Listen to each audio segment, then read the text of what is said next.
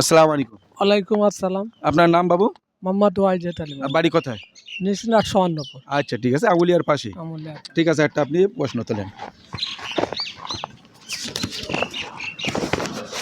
আপনার পড়েছে নামাজের বাইরে এবং ভেতরে মোট কয়টি ফরজ?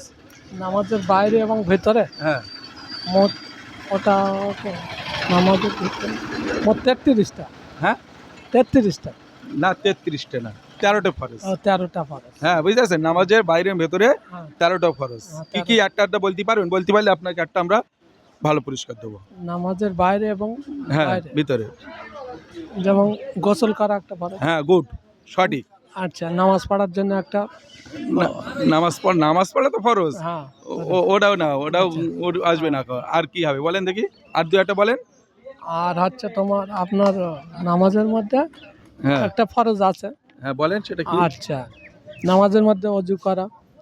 হ্যাঁ অজু করাটা, হ্যাঁ ঠিক আছে, অজু করা মানে পবিত্র, ঠিক হ্যাঁ, আছে। পবিত্র হওয়া, হ্যাঁ ওটা ফরজ।